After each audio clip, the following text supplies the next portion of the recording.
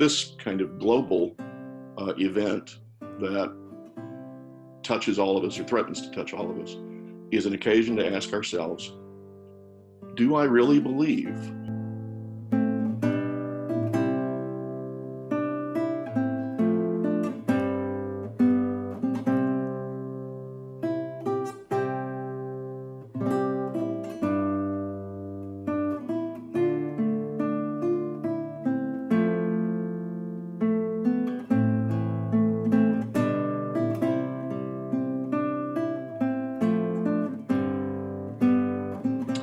so?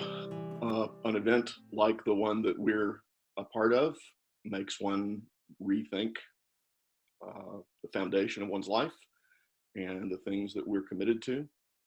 One of the things that has occurred to me in the past week, as I've watched the news and tried to find out what's going on and tried to offer any useful advice I could to my family and friends, and figure out what to do myself.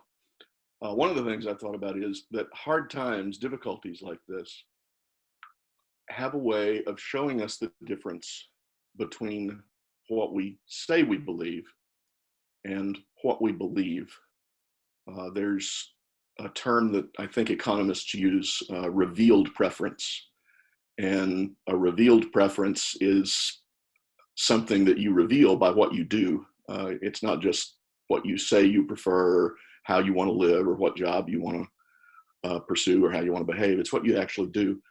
And in a way, it seems to me this is for those of us who profess the Christian faith, for those of us who teach and preach the faith. This is an event that really shows us the difference between what we merely say and what we really believe. So do we turn to God in prayer? Do we practice works of love? We say we believe that God makes all things work together for good for those who love him, following the Apostle Paul. Well, do we really believe that? If that sentence is true, all things includes dreadful things. It includes diseases and plagues and all sorts of events that have been part of Christian history, part of human history for centuries, for millennia. And so we're by no means the first people, by no means the first Christians to be experiencing something like this and figuring out how to respond to it and what to do in the midst of it.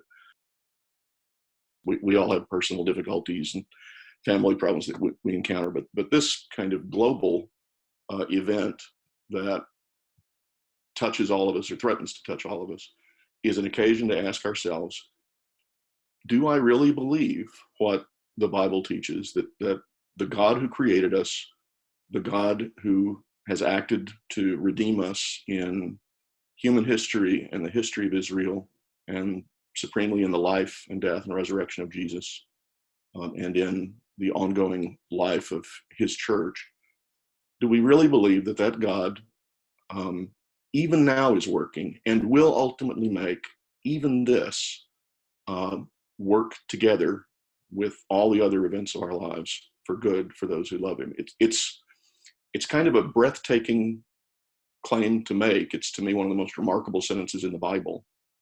And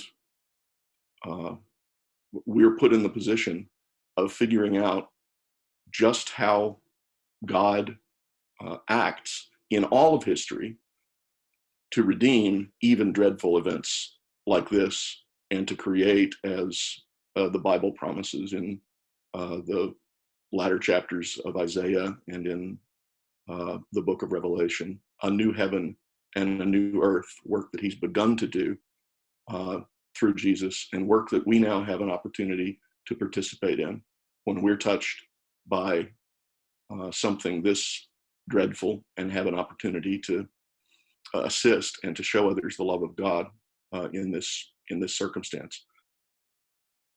So it's a confusing time, opens up lots of big questions, and leads us to think about some of the fundamental commitments that we have as Christians.